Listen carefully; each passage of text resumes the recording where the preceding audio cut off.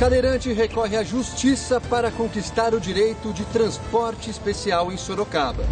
Região faz programação especial para a Semana Nacional de Trânsito. Enfrentamos um período de muitas queimadas. Em Jundiaí, a Serra do Japi é constantemente atingida.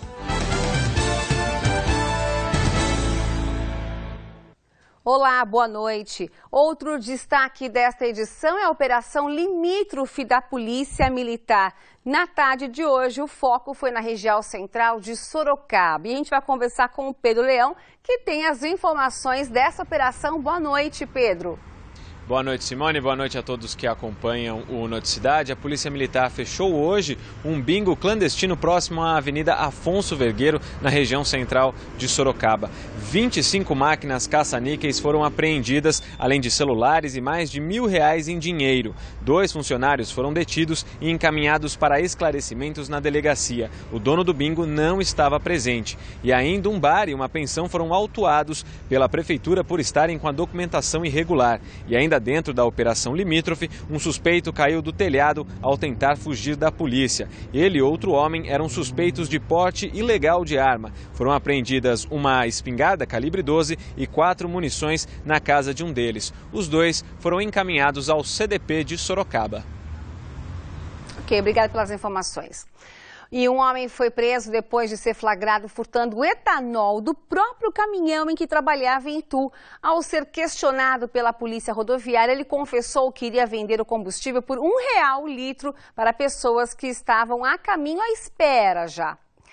Depois de 5 dias, terminou em Jundiaí a greve dos funcionários da empresa Foxconn, a empresa responsável pela montagem de smartphone e tablets. O sindicato e a empresa chegaram a um acordo durante a audiência de conciliação. Entre as principais questões, ficou acertado o pagamento integral dos 5 dias parados e a garantia de trabalho pelo período de 45 dias a partir desta data.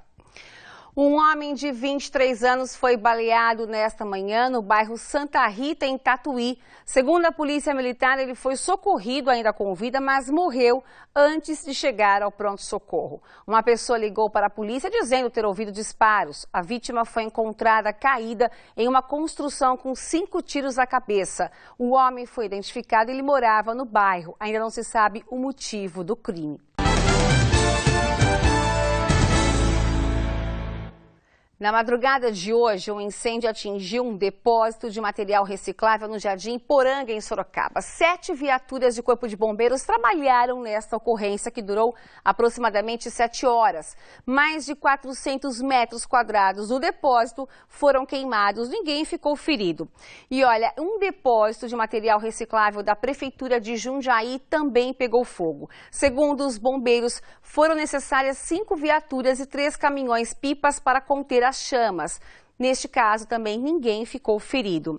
E nesta época do ano, o número de queimadas é muito alto, prejudicando o meio ambiente e a saúde da população. E sobre isso, eu volto a conversar com o Pedro Leão, que está na sede do Corpo de Bombeiros de Sorocaba. A gente tem informação, Pedro, que em 2013, ou seja, no ano passado, foram registradas 1.400 queimadas só em Sorocaba. Com este índice, aumentou ou não? Como é que está essa situação neste ano? Olha, Simone, esse ano a situação ainda está preocupante, viu? Foram registradas 1.000 ocorrências até agora, em 2014, de queimadas. Segundo o Corpo de Bombeiros, são atendidas em média 7 ocorrências todos os dias relacionadas a este assunto. E muitos desses incêndios são criminosos, pessoas que, em vez de capinarem o terreno, limparem essa área ao capinar o terreno, ateiam fogo em mato. E sobre este assunto eu converso agora com o Josias da Conceição Júnior, ele é tenente do Corpo de Bombeiros. Tenente, é importante dizer que essas ações são criminosas, é crime atear fogo em mato. Essa atuação é crime ambiental, tá? E prevê pena de reclusão de 1 a 4 anos e multa. Em Sorocaba também tem a lei municipal que prevê também multa para essa prática. E por conta dessas ocorrências, o trabalho do Corpo de Bombeiros fica sobrecarregado atendendo essas ocorrências e deixando de atender outras situações? Exatamente. Esse número de ocorrências é muito grande aqui na nossa área, né, devido a essa região aqui está em seca, né, de julho a outubro. Aí essa região ela é completamente aí, a umidade relativa do ar ela cai muito Então o número de ocorrências aumenta bastante e as ocorrências que não são derivadas desse tipo de situação acabam sendo prejudicadas.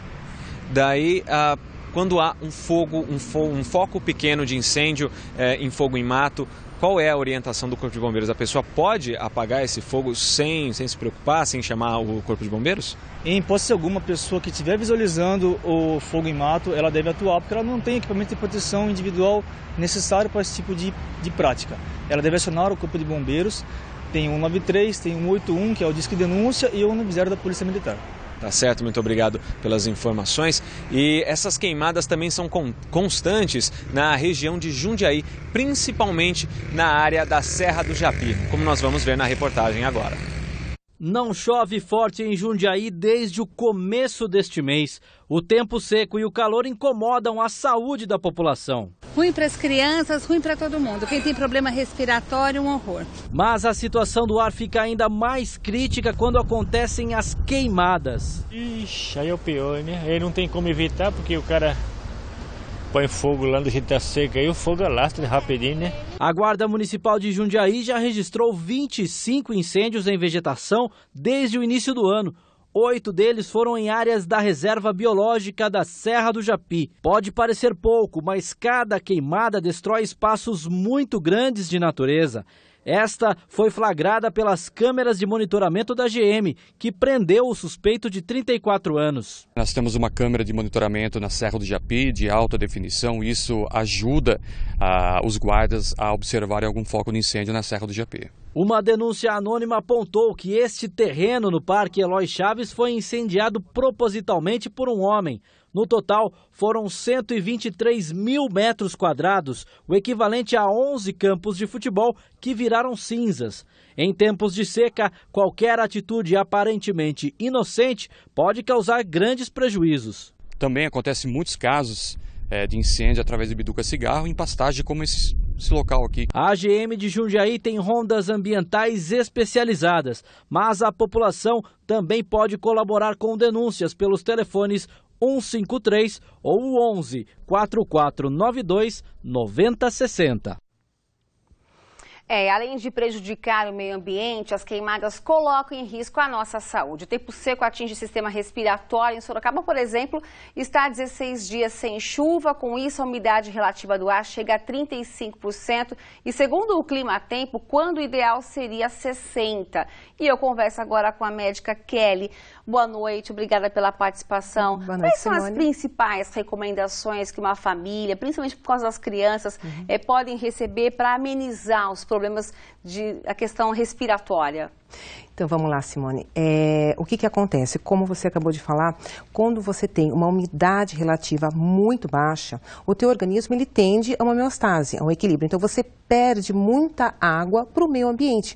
Você tem totalmente a tua mucosa superior, nariz, fossas nasais e o início da inferior, garganta, nasofaringe, você tem ela hidratada, tem muita quantidade de líquido. Então isso é perdido, né, pela evaporação para o meio ambiente, para atender o equilíbrio. Como que a mãe, né, os pais, enfim, podem ajudar a amenizar isso? Dando o que, infelizmente, está sendo perdido. Ou seja, primeiro, dar muito líquido para essa família, né, para as crianças, principalmente, que elas perdem de uma maneira muito rápida. Quando a gente fala em líquido, sempre surge uma dúvida. Suco ou água? Tá. Porque o líquido a gente sabe que está no suco, Sim, na sim, água, mas assim, muitos sim. falam assim, mais água do que qualquer outro tipo de líquido. Exatamente, porque a água você está na forma natural, né? H2O. Pode ser suco também? Pode, porque a criançada é um pouco difícil, né? De às vezes ingerir só líquido, só água. Então, é assim sugerido, inclusive pelos pediatras, que mascarem um pouco isso. Então, suco natural, Simone, nada de artificial. Isso é muito importante frisar. Líquido não é refrigerante. Não é, jamais não é refrigerante. Água de coco é interessante. Evitar aquelas substâncias também, tipo Gatorade e tal, que não é recomendado pela grande quantidade de sódio.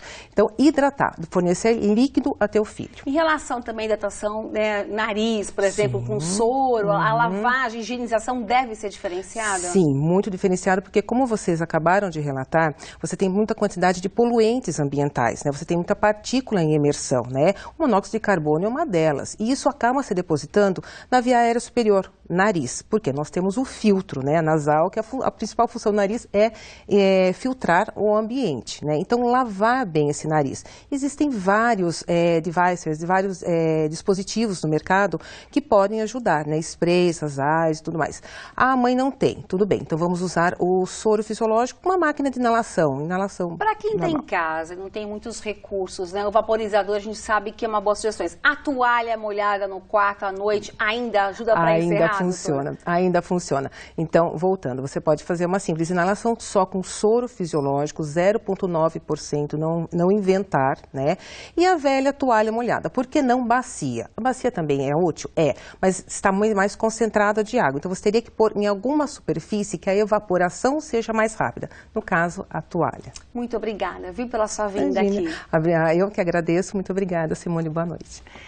E olha, a sexta-feira deve ser de sol com muitas nuvens e a possibilidade da tão esperada chuva a qualquer hora do dia. Sorocaba registra a mínima de 16 e a máxima de 29 graus. Confira agora como ficam as temperaturas em outras cidades.